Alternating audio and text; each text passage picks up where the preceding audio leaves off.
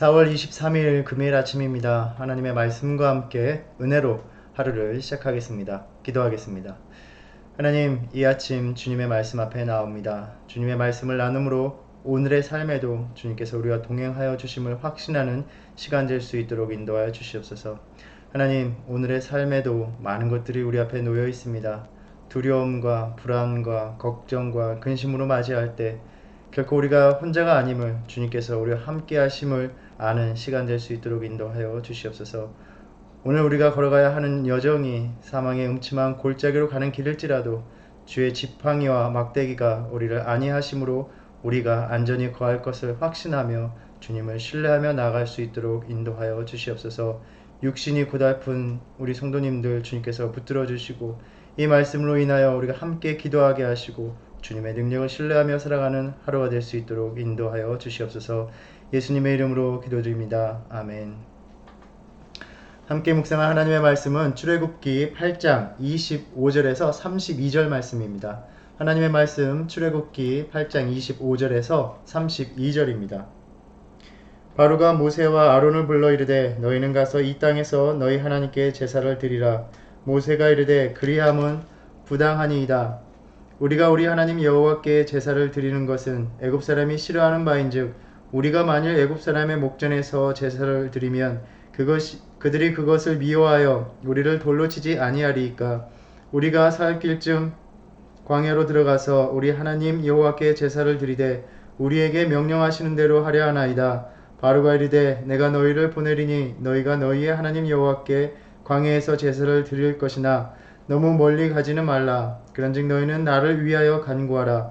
모세가 이르되 내가 왕을 떠나가서 여호와께 간구하리니 내일이면 파리떼가 바로와 바로의 신하와 바로의 백성을 떠나려니와 바로는 이 백성을 보내어 여호와께 제사를 드리는 일에 다시 거짓을 행하지 마소서 하고 모세가 바로를 떠나 나와서 여호와께 간구하니 여호와께서 모세의 말대로 하시니 그 파리떼가 바로와 그의 신하와 그의 백성에게서 떠나니 하나도 남지 아니하였더라. 그러나 바로가 이때에도 그의 마음을 완강하게 하여 그 백성을 보내지 아니하였더라. 아멘. 완악한 마음으로 하나님의 명을 거부하는 바로에게 하나님은 또 다른 재앙을 경고하셨습니다. 내 백성을 보내라. 그러면 그들이 나를 섬길 것이니라. 그렇지 않으면 애굽 온 땅에 파리떼가 가득할 것이다. 하나님의 말씀대로 무수한 파리가 바로의 궁과 그의 신하의 집과 애굽의 온 땅에 가득하여 그 땅이 황폐하였다고 합니다. 계속되는 바로의 저항과 커져가는 하나님의 심판으로 인해서 애굽이 점점 피폐해져가는 상황입니다. 본문에 의하면 하나님은 이 파리 재앙부터 그 백성들을 구별하셨다라고 합니다. 혹자는 이 재앙부터 명시적으로 언급되었을 뿐 하나님께서는 열 재앙 모두에서 이스라엘 백성을 구별하셨을 것이다 라고 말하기도 합니다. 23절 말씀을 보면 내가 내 백성과 내 백성 사이를 구별하리니 라고 하십니다. 여기에서 구별하다는 히브리어 단어가 페두트라는 말인데 그 의미가 구속, 속량이라는 말입니다. 문자적으로 이 구절을 보면 내가 내 백성과 내 백성 사이에 속량을 둔다라는 말입니다. 내 백성에게는 건짐, 속량을 줄 것이고 너의 백성은 그 속량을 맛보지 못할 것이다 라는 말씀입니다. 하나님이 우리를 구별하여 생각하신다는 것은 우리를 건져주신다는 말씀입니다. 그래서 구약 성경에서도 이방 나라를 심판하시는 때가 바로 그 백성을 속량, 구속하시는 때임을 우리는 자주 나누었습니다. 이스라엘 백성들이 거주하던 땅은 어디였습니까? 고센 땅이었습니다. 창세기에 의하면 목축을 가증히 여기는 애굽 사람들로 인하여 야곱의 가족이 살도록 허락받은 땅이었습니다.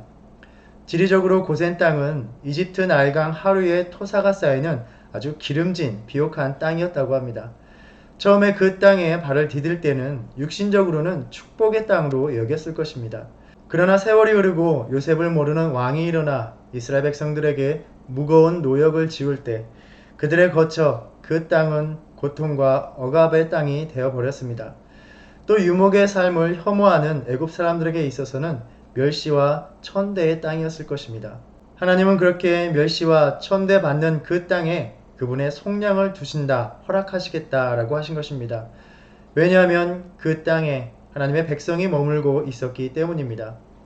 3장에서 모세가 하나님을 만날 때 주님은 내가 선 곳은 거룩한 곳이니 내 발에서 신을 벗으라 라고 하셨습니다.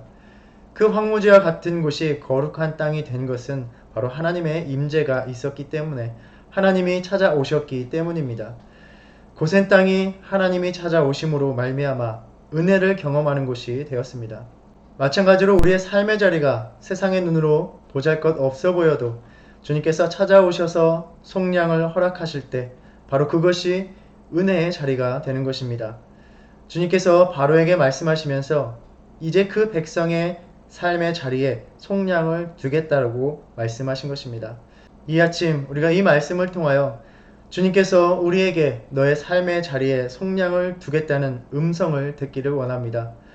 이스라엘 백성과 같이 고통과 세상의 무거운 짐으로 절망이 가득한 삶의 자리가 주님의 은혜 경험하는 곳이 될 수 있다라고 말씀하십니다. 하나님의 도우심과 건지심으로 우리 성도님들의 삶의 자리가 하나님께서 속량을 두시는 은혜의 자리가 되기를 축복합니다. 앞선 재앙에서 술사들은 이는 하나님의 권능이니이다 라고 말하면서 하나님의 손길을 인정하기 시작하는 아주 작은 변화가 있었습니다. 바로의 완악함도 서서히 틈이 생기기 시작합니다. 짐작컨대 재앙으로 인해서 온 나라에서 점점 더 황폐해져 가는 상황을 보면서 백성들의 원성도 점점 높아져 가기 시작하였을 것입니다. 바로는 이제 타협안을 제시합니다. 너희는 가서 이 땅에서 너희 하나님께 제사를 드리라. 하나님께 예배를 드리기만 하면 되는 것이 아니냐. 이 땅에서 예배를 드리면 되지 않겠느냐라고 말을 합니다. 사실 그럴 수 있습니다. 주님께 예배를 드린 것이 목적이기 때문에 그 목적을 달성하기만 하면 되는 것처럼 보입니다. 그러나 우리가 앞서 7장에 보면 하나님께서는 내 백성이 나를 예배하기 위해서 보내라 라고 하셨습니다. 4장 12절에서는 너희가 이 산에서 하나님을 섬길 것이다 라고 하셨습니다. 또 5장 1절에서는 그들이 광야에서 내 앞에 절기를 지킬 것이니라 라고 하셨습니다. 주님의 이 명령들을 볼 때 애굽은 주님이 허락한 예배의 자리가 아니었습니다. 또 먼 훗날에는 신명기 12장에서 하나님은 이스라엘 백성들이 가나안 땅을 목전에 두고 있을 때 명하셨습니다. 너희가 하나님이 너희로 하여금 차지하게 된 땅에 들어가거든 오직 너희 하나님 여호와께서 자기의 이름을 두시려고 택하신 곳으로 나아가서 너희의 제물을 드리라 라고 하셨습니다. 물론 이 말씀에 대한 역사적인 또 정치 사회학적인 의미가 있습니다. 그러나 신앙적인 관점에서 묵상해 볼 때 우리 역시 주님께서 허락하시는 용납하시는 예배의 자리로 나아가는 그러한 삶이 우리에게 요구됨을 우리가 생각해 봅니다. 사흘의 광야길은 애굽을 벗어난 적이 없었던 이스라엘 백성들에게는 험하고 많은 위험을 감수해야 하는 여정이었습니다. 그러나 주님은 애굽을 벗어나서 예배를 드리라고 명하셨습니다. 아마도 그들의 일평생 노예로 살았던 바로 그곳에서는 그들이 찌들어 있는 문화와 사회의 관습을 다 벗어버리고 온전히 예배를 드리기 어려웠을 것입니다. 그들의 눈에 보이는 삶의 환경이 이스라엘 백성들을 여전히 지배하고 영향을 주었을 것입니다. 그래서 주위를 바라보면 자신들이 익숙해져 있던 것들을 다시 바라보게 되고 그렇게 주님께 온전히 집중하지 못한 채로 예배를 드리게 되었을 것입니다. 주님은 이스라엘 백성들이 하나님을 예배하기 위해서는 애굽을 떠나서 주님이 명하신 곳으로 나와서 온전히 주님만을 바라볼 수 있는 곳으로 나와서 예배를 드려야 한다라고 말씀하십니다. 이 말씀은 오늘날 바로 지금 우리가 살아가는 상황에서도 도전을 주는 말씀입니다. 참된 예배의 자리, 하나님이 명하시는 예배의 자리가 과연 어디인가? 우리는 다양한 묵상이 가능할 것입니다.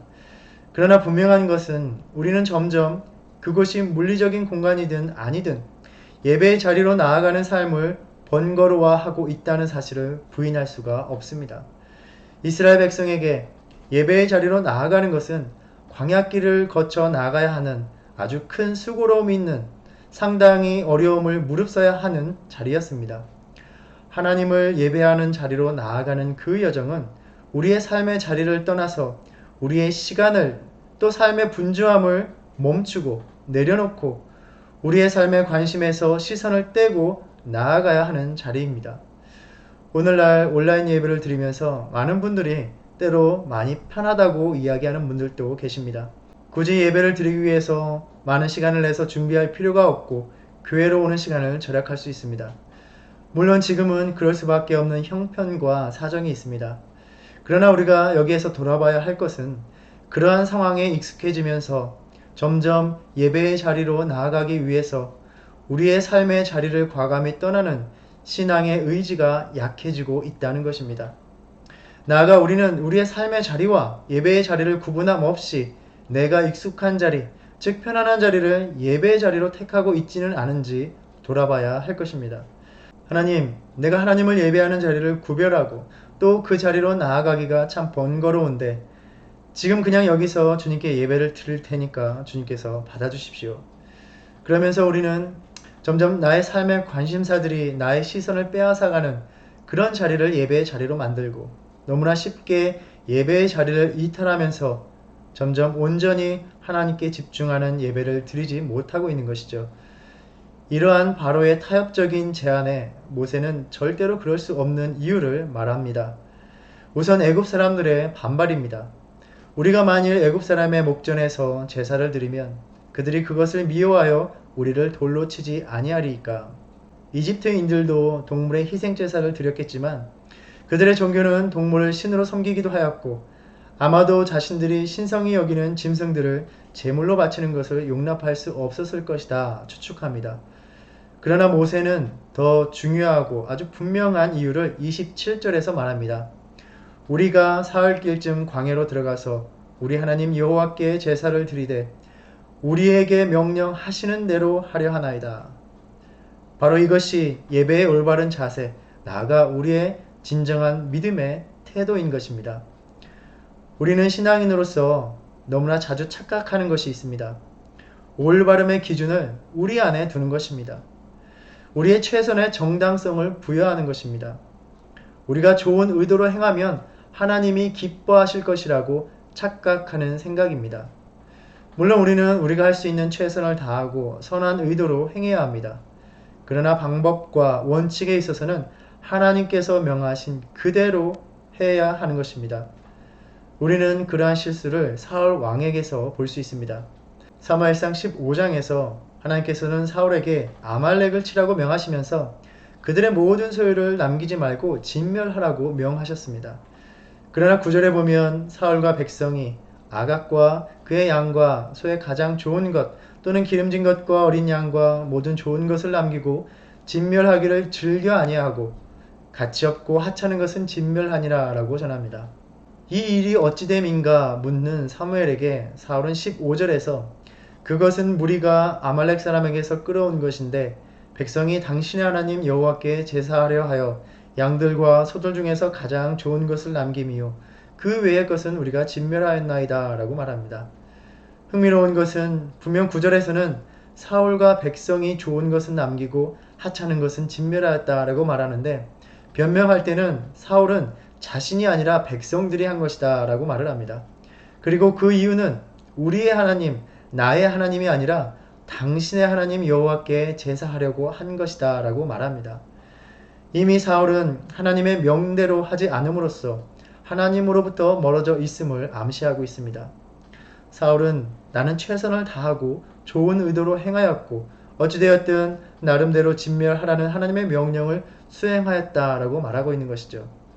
사울의 입장에서는 하나님의 명령을 수행한 것이라 여겼지만 사무엘은 이는 순종한 것이 아니라 거역한 것이다 라고 말합니다.